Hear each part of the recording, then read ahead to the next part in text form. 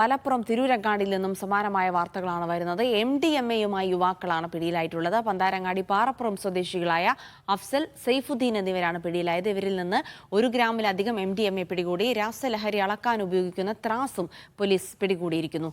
ജംഷീർ കൊടിഞ്ഞി വിശദാംശങ്ങൾ നൽകും. ജംഷീർ, എപ്പോഴാണ് ഇവരെ പിടികൂടിയത്?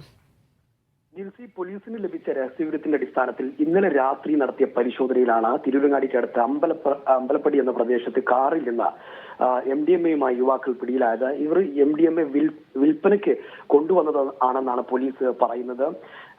ഈ സംഭവവുമായി ബന്ധപ്പെട്ടിപ്പോൾ പന്താരങ്ങാടി പാറപ്പുറം സ്വദേശികളായ ചെട്ടിയാന്തൊടി വീട്ടിൽ അഫ്സൽ, ചപ്പങ്കത്തിൽ സൈഫുദ്ദീൻ എന്നിവരെയാണ് തിരൂരങ്ങാടി പോലീസ് അറസ്റ്റ് ചെയ്തിരിക്കുന്നത്. ഇവരിൽ നിന്ന് ഏതാണ്ട് 1.18 ഗ്രാം MDMA-യാണ് പിടികൂടിയിട്ടുള്ളത്. അതോടൊപ്പം തന്നെ ഈ MDMA അളക്കാൻ ഉപയോഗിക്കുന്ന ത്രാസ് ഉൾപ്പെടെ കണ്ടെത്തിയിട്ടുണ്ട്.